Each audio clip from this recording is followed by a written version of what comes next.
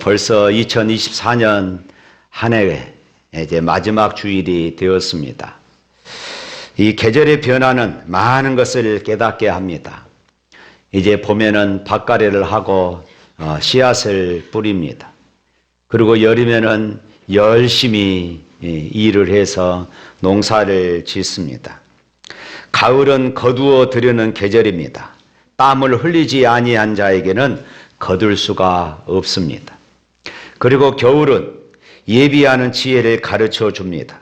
이제 가정마다 김장을 하고 난방을 준비하면서 겨울을 준비합니다. 이 사람들은 겨울이 다가오면은 겨우살이를 준비하죠.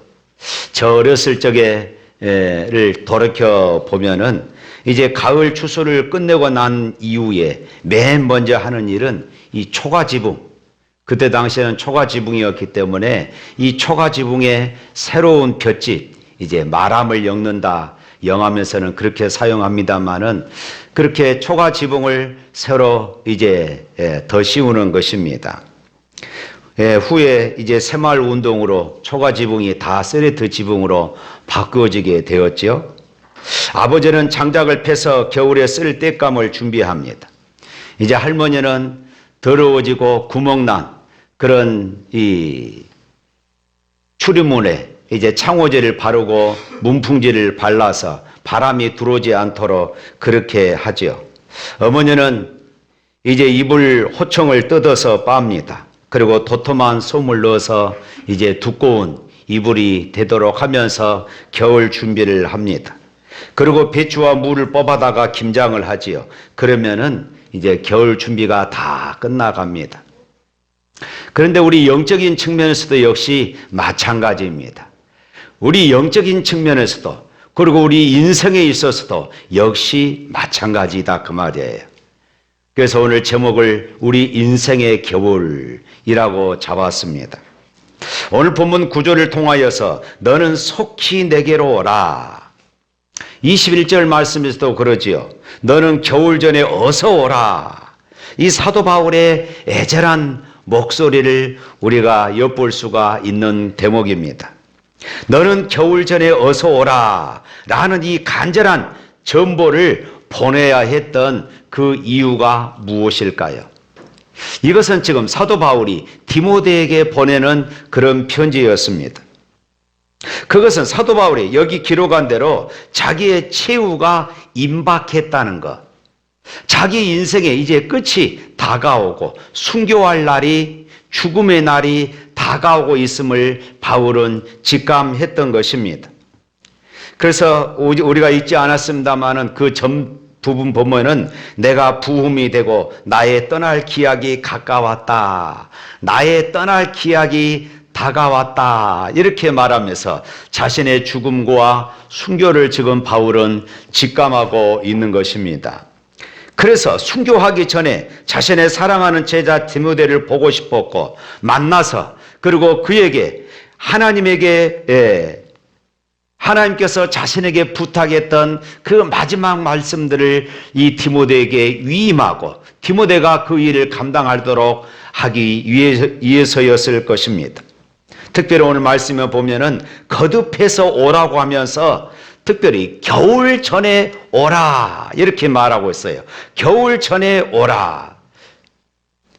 그것도 이유가 있습니다. 이 당시에는, 오늘날에는 뭐 겨울에도 이 아시아에서 유럽 쪽으로 그렇게 마음껏 배가 왔다 갔다 하지만은 그때 당시만 해도 겨울철에는 배가 움직일 수가 없었습니다. 겨울 바다가 너무 흉흉해서 사고가 나기 때문에 배가 뜰 수가 없었던 것이에요.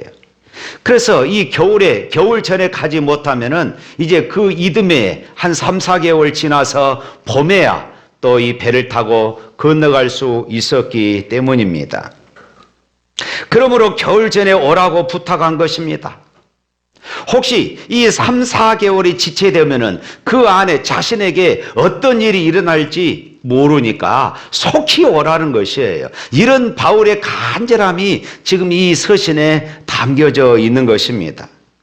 그런데 이 초대교회 전승에 의하면은 디모데는 겨울이 오기 전에 이 바울에게 가지를 못합니다. 교회 안에 당시에 이 디모데는 에베소 교회에서 목회하고 있었는데 에베소 교회 안에 여러 가지 급한 일들을 처리하느라 가지를 못했고, 그래서 이제 일을 다 처리하고 항구에 갔지만은 이미 겨울이 돼버려 가지고 배가 뜰 수가 없었어요. 그래야 하는 수 없이 그 이듬해 이른 봄에 스승을 찾아갔으나 이미 사도 바울은 순교하고 이제 이 세상에 없었습니다. 디모데는 이 스승의 무덤을 끌어안고 그래서 울고 또 울었다고 그럽니다. 이 얼마나 원통하고 안타까운 일입니까? 끝까지 바울과 함께 하고 싶었지만은 함께 할 수 없는 디모데. 그래서 디모데는 자신이 죽고 나서 유언을, 이 바울 묘에 자신의 묘를 함께 안장해 줄 것을 그렇게 유언을 했고, 그렇게 그 제자들이 디모데의 시신을 바울과 함께 바울 무덤에 안장해서 죽으면서까지 그런 바울과 함께 하고 싶었던 것입니다. 사도 바울은 오늘 본문 앞서서 6절부터 8절에 있는 말씀을 보면은 이렇게 고백을 합니다. 다 같이 한번 읽어볼까요? 전제와 같이 내가 벌써 부어지고 나의 떠날 기약이 가까웠도다. 나는 선한 싸움을 싸우고 나의 달려갈 길을 마치고 믿음을 지켰으니 이제 후로는 나를 위하여 의의 면류관이 예비되었으므로 주 곧 의로우신 재판장이 그날에 내게 주실 것이며 내게만 아니라 주의 나타나심을 사모하는 모든 자에게 도니라. 할렐루야. 바울이 이렇게 말할 당시 바울의 그때 당시의 나이는 한 70세쯤 되었다고 그럽니다.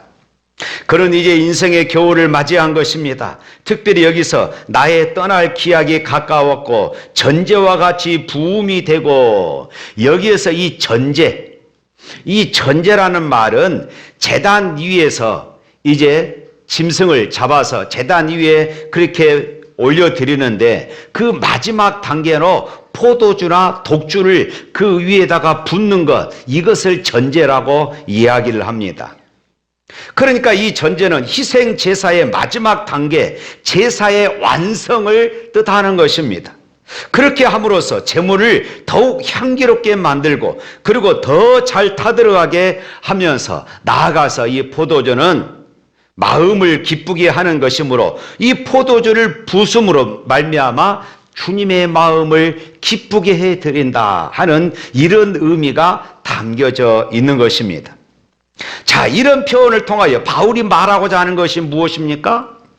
바울은 자신의 삶을 하나님께 드리는 제사 혹은 제물로 여겼다는 것입니다.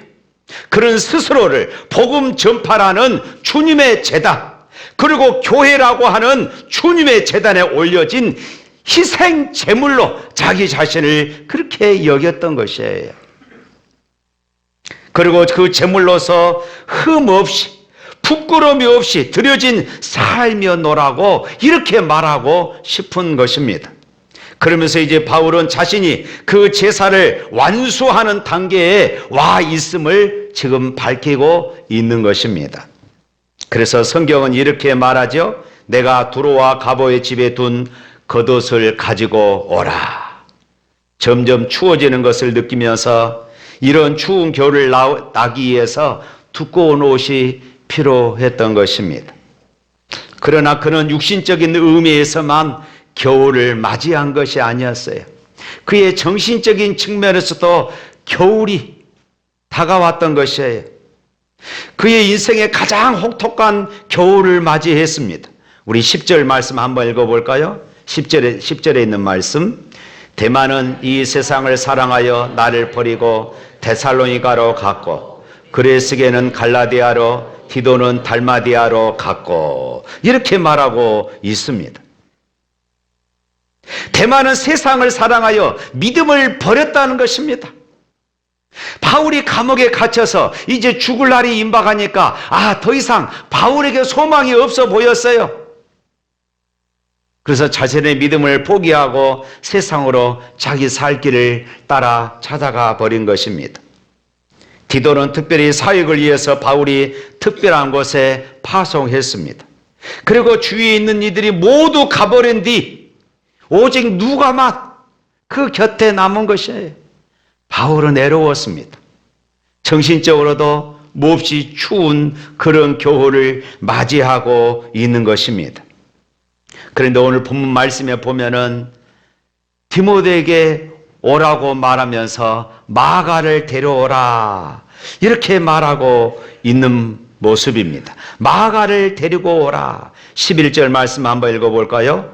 누가만 나와 함께 있느니라 네가 올 때에 마가를 데리고 오라. 그가 나의 일에 유익하니라.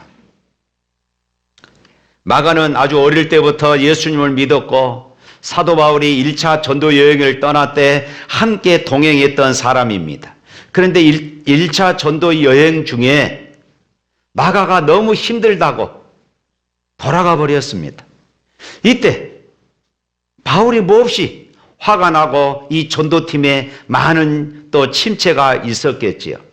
그러고 나서 1차 전도 여행을 마치고 2차 전도 여행을 가고자 했을 때에 마가가 자기를 데려가라고 간곡히 부탁했어요. 그러나 이 바울은 그것을 허락지 않았습니다. 왜냐하면 1차 전도 여행 때와 똑같이 또 힘들고 고통스러운 일이 있으면은 이 마가가 돌아가 버리면은 또다시 이 전도팀에게 많은 침체가 올 것이 뻔하기 때문에 이렇게 바울이 거절하자 아마 마가의 마음에도 큰 상처가 되었을 것입니다. 이제 겨울이 다가오고 채울이 날이 다가오자 바울은 그 마가의 일을 괴로워하고 있는 것입니다. 그 마가를 보고 싶은 것입니다.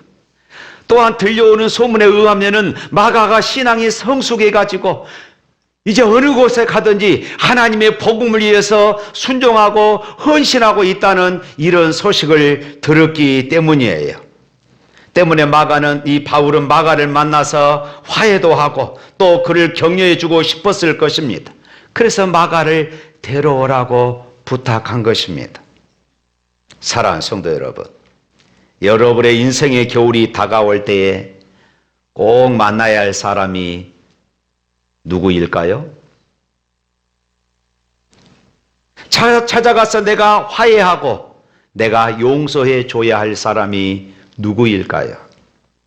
서로의 잘못을 가리기 이전에 그의 마음을 아프게 한 것은 사실입니다. 내가 꼭 만나서 2024년이 지나가기 전에 내가 꼭 만나서 화해할 사람은 없습니까? 내가 섭섭하면 반드시 상대에게도 상처가 있습니다. 내 가슴만 생각하지 말고 상대의 아픔도 헤아려 보시길 바랍니다. 사도 바울은 그것이 유익하다 이렇게 지금 말하고 있습니다.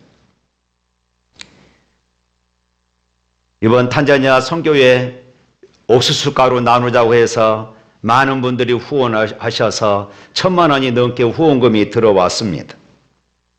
우리가 지구 끝에 있는 이런 불쌍한 사람들을 사랑하고 그들을 돕는 것은 어려운 일이 아닙니다. 우리가 돈 몇만 원 내면은 얼마든지 우리가 그들에게 사랑을 전할 수 있고 그들에게 도움을 줄 수 있습니다.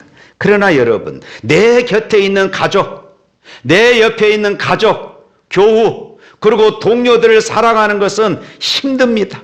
왜 그럴까요? 그 사랑은 용서가 앞서야 하기 때문에 그렇습니다. 덮어주어야 하기 때문에 그렇습니다. 또 오래 참아 주어야 하기 때문에 그렇습니다. 내 자존심을 꺾어야 사랑이 가능하기 때문에 그렇습니다. 또한 내가 용서한다고 해서 상대방이 그 용서를 받아들인다라는 이런 보장도 없습니다. 그래도 사랑하는 것, 바로 이것이 오늘 우리 그리스도인의 삶인 것을 믿습니다. 상처는 언제나 가까이에서 오는 것입니다. 가족 간에 교우 간에 상처를 주고받습니다. 종종 그러지요. 텔레비전에 나오는 저 남자하고 사는 여자는 얼마나 행복할까. 강단에서 설교하는 저 목사님과 사는 사모님은 얼마나 행복할까. 아마 제 아내가 들으면 그럴 것입니다. 네가 한번 살아봐. 그래요. 여러분은 남편에게 아내에게 어떤 평가를 받을 것 같습니까? 여러분은 남편을 아내를 어떻게 대하십니까? 남녀가 만나기로 하고 약속 장소에 이 30분 늦게 나왔을 때의 반응입니다. 연애할 때는 이렇게 반응한다고 그럽니다. 미안하긴 나 자기 생각하느라 하나도 안 지루했어. 신혼 때는 이렇게 이야기합니다. 늦은 벌로 여기다 뽀뽀 한번 해줘. 그렇습니다. 과도기 때 늦었어요. 늦었는데 웃으면서 걸어오냐? 그냥 확. 곤터기 때 30분 늦게 갔더니 사라져 버렸습니다. 여러분, 이 세상을 어떻게 살아가고 계십니까? 한번 생각해 보십시오. 여러분의 남편이 아내가 아무도 없는 곳에서 혼자 여러분의 사진을 보면서 내가 다시 태어나도 당신하고 같이 살아야지 이렇게 말할 사람이 얼마나 있겠습니까? 통계에 의하면은 사람들이 다시 태어나면은 절대로 저 인간하고 안 산다 하는 것이 일이라고 그럽니다. 그랬더니 그 통계를 보고 어떤 할머니가 이렇게 대답했다는 것입니다. 야, 다 그놈이요. 그래도 길들여진 놈이 조금 낫지. 이렇게 이야기했다는 것이에요. 가까이 있는 사람 사랑하는 거 여러분 쉬운 것이 아니죠. 서로 덮어주고 내 곁에 가까이 있는 사람을 사랑하고 내 가족이 귀하고 내 교우가 귀하고 내 교회가 귀한 줄 알아야 행복이 찾아옵니다. 너희가 서로 사랑할지니 사랑은 허다한 죄를 덮느니라. 사랑의 첫 번째 단계는 용서입니다. 용서의 첫 번째 단계는 무엇일까요? 상대의 실수와 허물을 덮어주는 것이라고 그럽니다. 창세기 9장에서 노아가 술에 취한 적이 있습니다. 옷을 다 벗고 술 취해서 벌러덩 누워져 있는 것입니다. 그것을 이제 함이 보고 그 모습을 보면서 아버지가 저랬다고 힐난했습니다. 그때 하나님은 함을 저주해 버립니다. 그런데 셈과 야벳은 뒷걸음질로 가서 아버지의 옷으로 벗은 몸을 덮어 주었습니다. 그때 성경은 이렇게 말합니다. 하나님께서 셈의 하나님이 될 것이다. 왜요? 하나님은 우리의 허물과 죄를 덮어 주시는 분이시기 때문에 그렇습니다. 하나님의 사람들은 덮어주는 사람입니다. 남의 허물을 들추어서 비웃는 사람은 저주받은 함의 후예고, 남의 허물을 덮어주고 용서하는 사람은 복받은 셈의 후예일 것입니다. 겨울이 오기 전에 내가 하나님으로부터 용서받았듯이 나도 이웃에게 용서를 선언해야 할 시간입니다. 이 2024년이 지나가기 전에 여러분 이 설교를 들으면서 여러분들의 마음에 생각이 나는 사람 있을 것입니다. 이 해가 가기 전에 복음의 사람, 예수님의 사람은 이 말씀 앞에서 내가 덮어줄 것을 생각하는 것입니다. 그러나 율법의 사람은 이 말씀을 들으면서 자기도 상처받았다고 이야기를 합니다. 나도 상처받았다고 이야기해요. 사랑하는 성도 여러분, 이제 우리에게도 한 해의 겨울, 인생의 겨울, 역사의 겨울이 다가오고 있는데 아직도 남을 비판하고 내 모든 아픔의 잘못이 남에게 있다고 원망해야 하겠습니까? 결코 가정이나 환경을 탓하지 마십시오.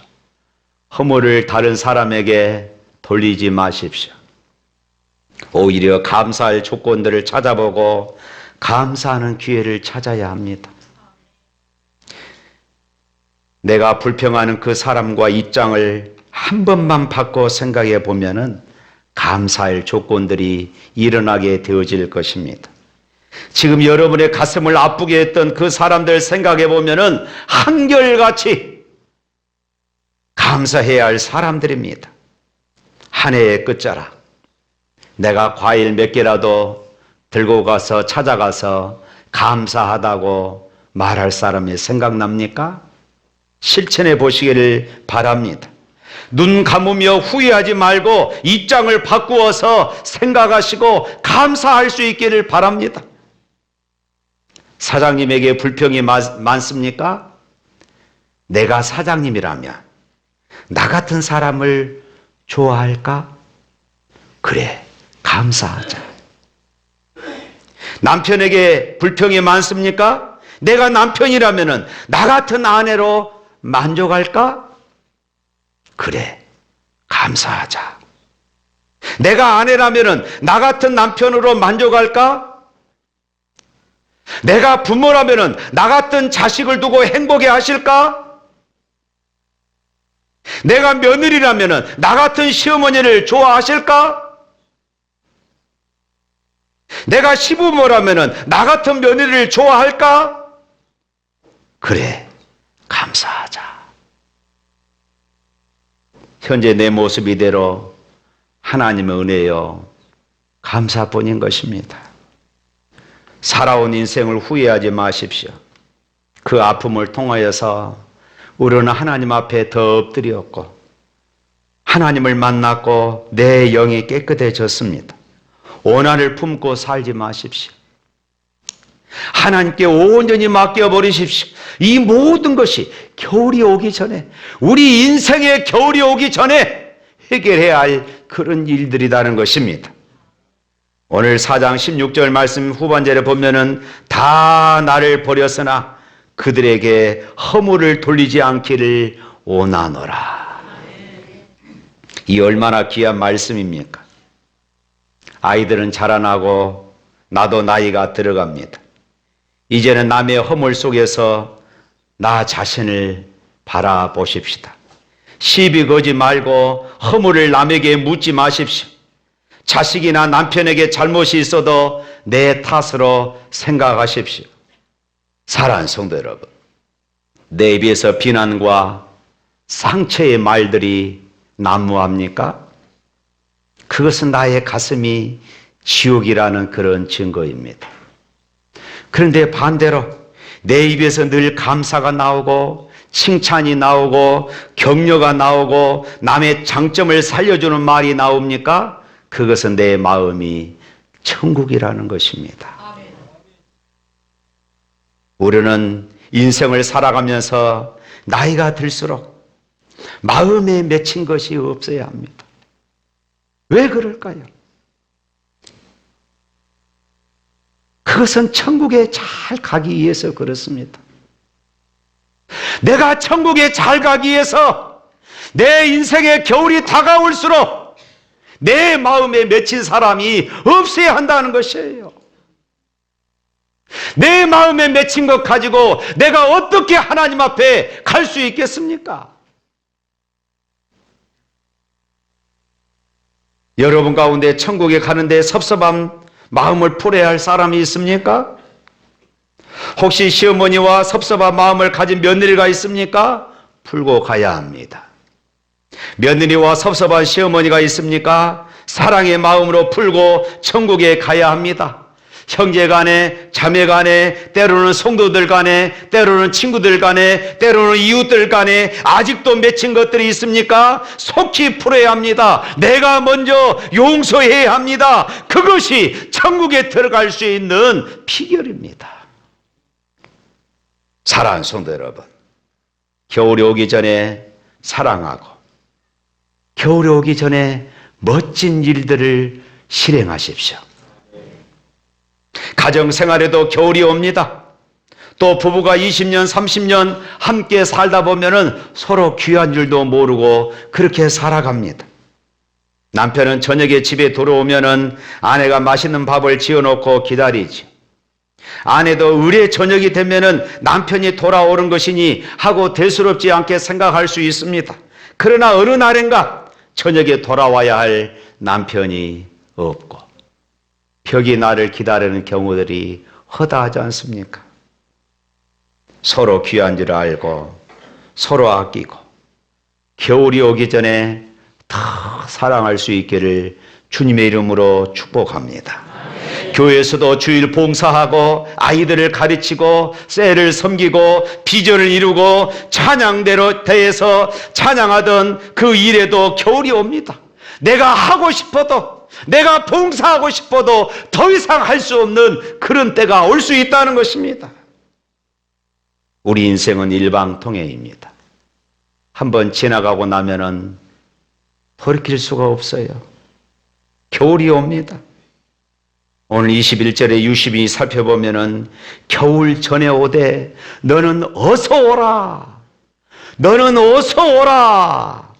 다른 사람은 몰라도 너만은 어서 오라고 간곡히 부탁하고 있습니다. 너라도 겨울 전에 와야 한다. 디모데 너라도 겨울 전에 바울을 만나야 한다. 바울의 이런 간절한 호소가 묻어나고 있어요. 사랑하는 성도 여러분, 우리는 인생의 겨울이 오기 전에 주님께로 더 가까이 가셔야 합니다.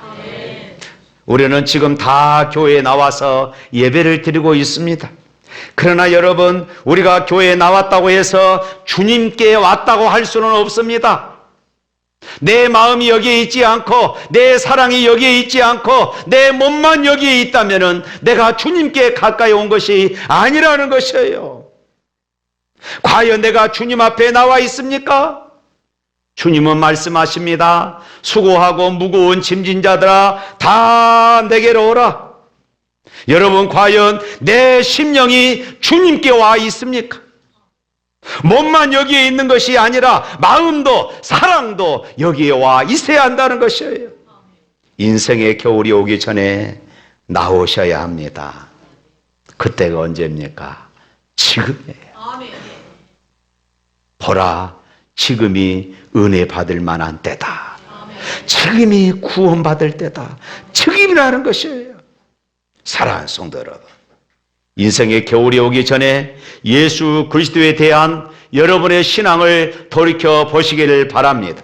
그리고 주님께로 더 가까이 나아가시기를 바랍니다. 아직도 내 신앙에 열심이 없고 뜨거움이 없다면 인생의 겨울이 오기 전에 여러분의 신앙을 회복할 수 있기를 바랍니다. 그렇지 않으면 막상 내 인생에 겨울이 닥쳤을 때에 주님 앞에 서지 못하는 불행을 맞이할 수도 있는 것이에요.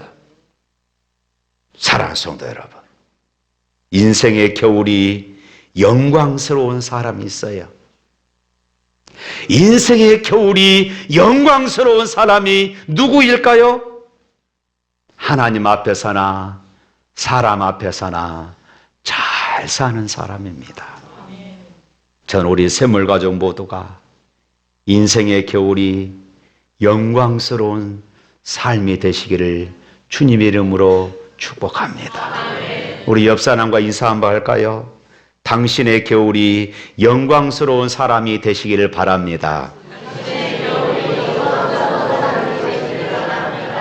우리 찬양하겠습니다.